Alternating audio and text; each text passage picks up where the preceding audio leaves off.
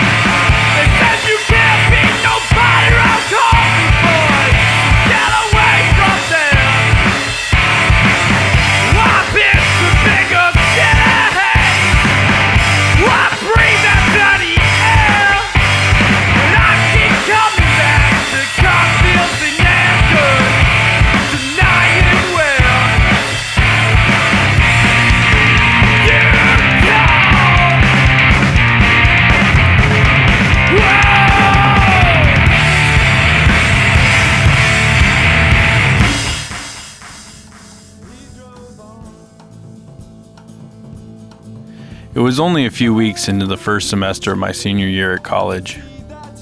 I got up about 15 minutes late after turning off multiple alarms. The room was still dark, as my second floor bedroom had an AC unit jammed into the window, preventing nearly all sunlight from entering. This hadn't been my room for long. I spent my first 2 years at school living on campus in the dorms with my pal Max. As a junior, I moved into a house off campus with 6 other undergrads. All 6 of the roommates, including Max, were a year ahead of me in school. So during my senior year, I threw in with another house of punk and art kids about a block and a half away. This second off-campus house was a party house, and as I pulled on some dirty pants from the floor, the carpet of the shared upstairs space crunched under my feet. I stumbled to the bathroom where I pried my eyes wide to insert contact lenses.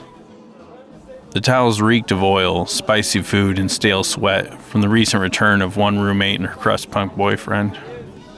They had spent the last month dangerously hopping trains out west. Their showering was welcome for sure, but their use of my towel post-shower made me cringe. With my contacts in place, I glanced down at the time on my flip phone. I cursed under my breath upon seeing that I would surely be late for my morning studio drawing class. In a flash, my shirt, shoes, and backpack were on. I threw my heavy, huffy mountain bike up onto my shoulder and that out onto the streets of Peoria. My vision was still blurry, and I grimaced as I stood pumping the bike pedals back and forth on my way. I made up time, but was still 5 minutes late to class. Not too big a deal, as this wasn't my first time rolling in behind schedule. But wait, the hallway was quiet. As I entered the studio room, the lights were on and the easels out, but the room sat empty of both my professor and classmates. I wandered about across the paint-stained concrete floors and past the full-wall mirror, inspecting the various stools and benches circled in the room. There were tackle boxes of art supplies still lying about. I had obviously missed or forgotten something. It started to look like I was in for more trouble than I had bargained for by sleeping in. The halls remained empty as I strolled through the familiar building, peeking through dark classroom windows and into empty studio spaces. The snack and soda machines hummed in the small corner social nook. Finding no one, I returned to my classroom and surveyed the gathered work in my art locker. Finally, about 20 minutes into class time, a fellow student walked in. "Where is everyone?" I pleaded. "What did I miss?" "Oh, wow. You were late again, eh, Wend?" I gave a side glance of mock shame. "Class is canceled. We've all been in the teacher's lounge watching the news on TV.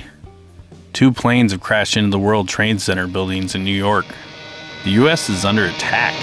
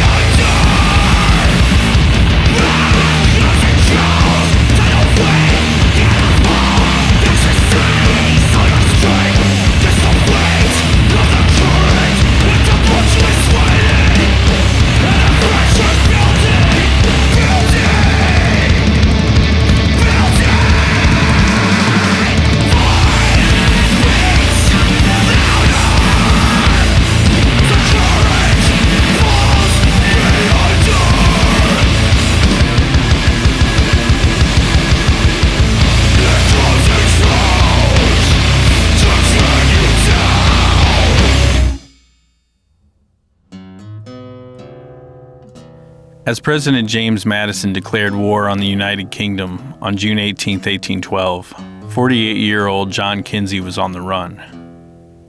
10 years earlier, French-Canadian-born Kinsey and his half-brother Thomas Forsyth had traveled west to avoid conflicts with American traders.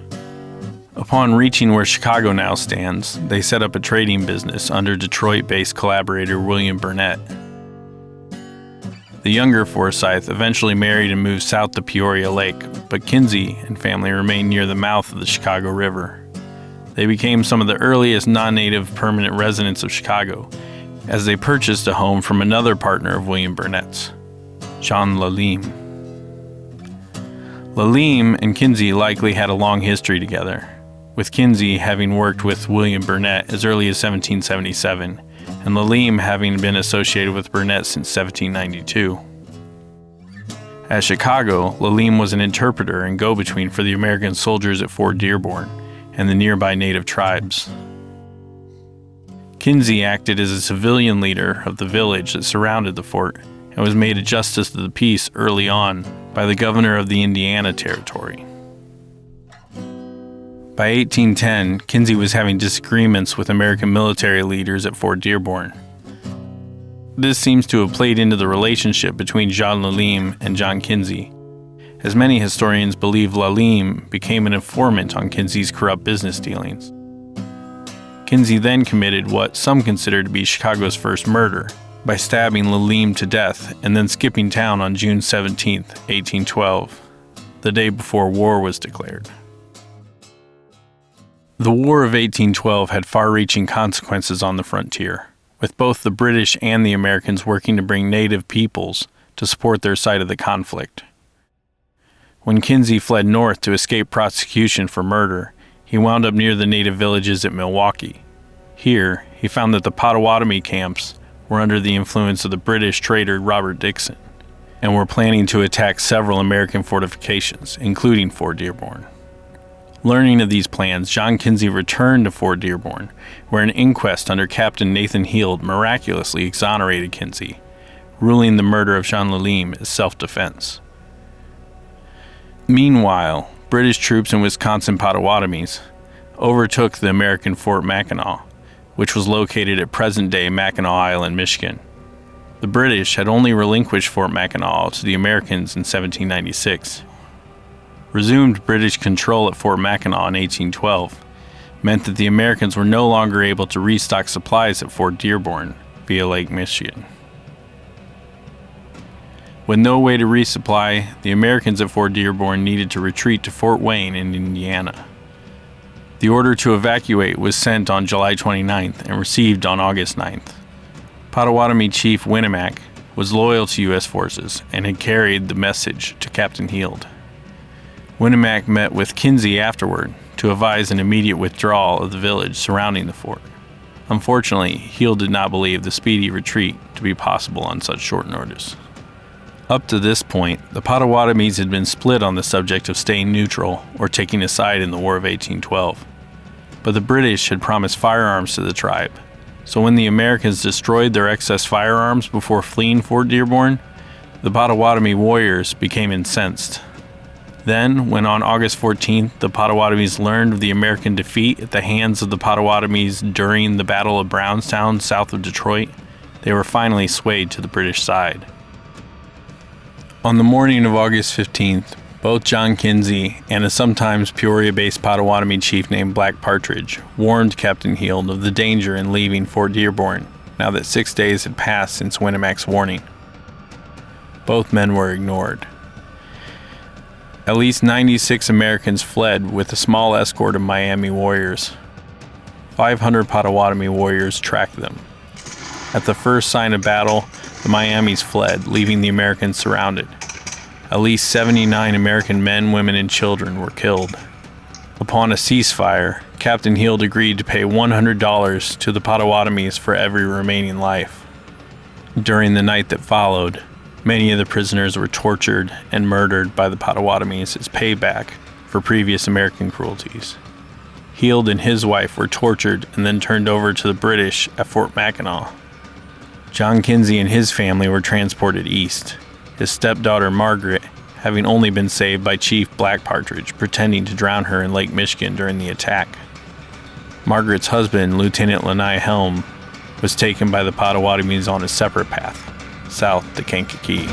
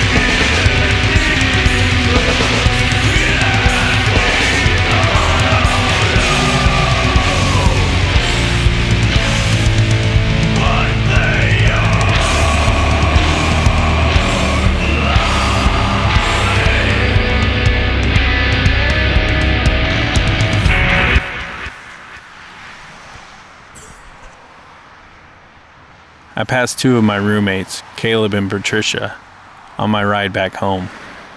They were driving a rickety used car, and I wildly waved them down. "All classes are canceled," I called. "Somebody flew a plane into the World Trade Center. Everything is going to hell. I'm heading back to turn on the TV at home." While still looking confused and clearly debating whether or not to trust me, the two of them continued on before circling the block back toward our house. Back at home, Caleb, Patricia, and I gathered on brown thrift store couches, leaning into the news playing on the tube television set outside my bedroom. After moving the antennae around a bit, we were able to make out a shot of the smoke billowing from the two skyscrapers that, until that morning, I hadn't even known existed. As the three of us sat bug-eyed trying to gather what was going on with the towers, another report came in, and the aerial shot changed from one of the Pentagon in D.C. It too was now emitting smoke from one corner where a hijacked passenger jet had crashed into its exterior wall. The reporters were calling the crashes terrorist attacks. Domestic passenger flights had been hijacked and turned into weapons. The entire nation had witnessed acts of war, but we were all blind as to the identity of our aggressor. My chest began to tighten. It seemed that we would not be escaping war. Would there be a draft? I was certainly the right age. Holy hell. Would I be headed into the service? I understand that this was a privileged question to ask, but I was and am the best pacifist that I can be. Any military service would go against my beliefs. I appreciate the sacrifice that others make by serving in our military, but I wish their service to be largely uneventful. As I watched the video of the aftermath of the 3 plane crashes, I also listened to the commentary by reporters, witnesses, experts, and random viewers. Racist speculation began to roll in over the airwaves. A collective rage was flailing about as people sought somewhere to lash out. Patricia pulled herself away from the TV set and began to cook in the kitchen downstairs. At the smell, my crust punk neighbors rolled out of their tiny closet-turned bedroom. Soon after, Patricia and the downstairs roommates returned with dumpster-dived food for all to share. The group of us lounged about the room for hours that day. The towers eventually collapsed along with the walls of the Pentagon. A 4th plane crashed into a Pennsylvania field after a clash between hijackers and passengers. More than 2,600 people were killed in the attacks, and a nation of 285 million people wanted revenge. In one morning, the fate of the world had shifted. The question that we had yet to contend with was, how were we to proceed now that the world stood on end? Sadly, we would witness the loss of more than 480,000 lives in the coming years due to the resulting wars in Iraq, Afghanistan, and Pakistan. It's a change of situations when people are going to war, and your father's grandfather's life could also be yours.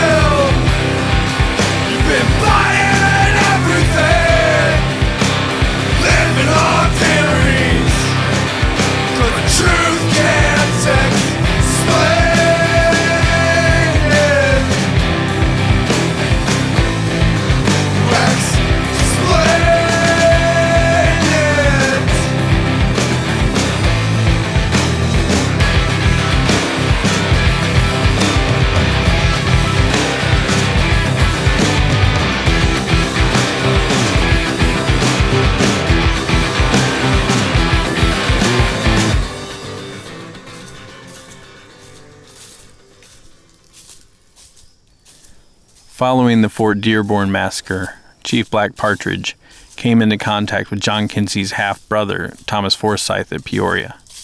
Like Kinsey, Forsyth was adept at relations with the native people and had close contact with an American territorial governor. When Chief Black Partridge informed Forsyth of his nephew-in-law, Lieutenant Lene Helm, being held near Kankakee, a ransom was arranged. Using the $100 authorized by General George Rogers Clark, along with Black Partridge's own pony, rifle, and gold ring, Lieutenant Helm's freedom was bought. Tragically, while the peace-loving Black Partridge was negotiating the release of Fort Dearborn's second-in-command, the Illinois Governor Ninian Edwards led a militia up the Illinois River from Edwardsville. These Illinois Rangers took vengeance upon the native villages for what the Potawatomis had done at Fort Dearborn. During this trek, Black Partridge's Peoria village was destroyed. A daughter and a grandchild of his were murdered, along with 20-some other women and children. But the tragedy doesn't end there. In October, soon after Governor Edwards' expedition, one Captain Thomas Craig of Shawnee led another force of American militiamen up the river. Finding the countryside barren after the governor's rampage, he docked his ships at Lake Peoria. Now, Peoria in 1812 was still of French population and was going by the name of Ville de Maillet. the inhabitants claimed American citizenship, but their origins and language were still carryover from the trade routes feeding into New France, or Canada. The French approach for 131 years had been to respect the local customs of the native peoples. But this was not the American way. When Captain Craig's men surveyed the old French village at Peoria Lake, they found the inhabitants too sympathetic to the native Potawatomi peoples, especially after the American defeat at Fort Dearborn.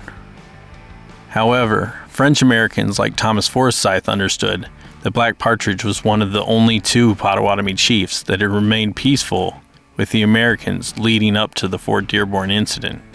Captain Thomas Craig and his men returned to their ships to camp for the night at the docks. After nightfall, the militiamen claimed that they were fired upon by the villagers. The militiamen then looted and raided the village, putting the 41 men, women, and children in shackles. They burned half of the buildings. The French-American villagers were then transported south to St. Louis in chains. This would mark the end of the French habitation of Lake Peoria. Years later, the American government would pay reparations to villagers like Thomas Forsyth for their treatment and for the destruction of their property. In addition, the Americans had finally pushed the peaceful Chief Black Partridge too far. When the American Fort Clark was constructed in September of the following year, Black Partridge led a force of 400 warriors in an attack upon its walls. In the distance, smoke and flames, scattered corpses, dot the plain. American soldiers lie at Maillet, tense conflicted in a home sweet lane. This feels wrong, it feels wrong. This feels wrong, it feels wrong. This feels wrong, it feels wrong. Somebody's being fired upon. This is wrong, it feels wrong. Bullets rain. Late night rain. Fire blaze. They can get no sympathy. Through debris. Children scream. Women play. Thank you for listening to Middle America. The featured music for this episode was To You There Is No End and To the Garish Remembrance of Failure by Minsk. Everything else was created by Jared Grabb with the help of Thomas Satterfield, Anthony Abbinanti, Neal MacCannell, Justin Miller, Nate Kappes, Brent Levitt, Pat Nordyke, Mark Perez, Dustin Addis, Jeremiah Lambert, Nick Schone, Chris Anderson, and Brett Conlin. You can see a full listing of the music used in today's episode on the episodes page. Editing assistance was provided by Becca Taylor. If you enjoy the show and would like to support it, 5-star reviews on Apple Podcasts and subscriptions over at patreon.com/midamericapod are the best ways to do that. The Patreon has been getting updated with a ton of new music over the last couple months. Also, please note that this episode will be marking the beginning of getting the podcast back on a monthly schedule. Much love to you all. Thank you so much for sharing in this. Until next time.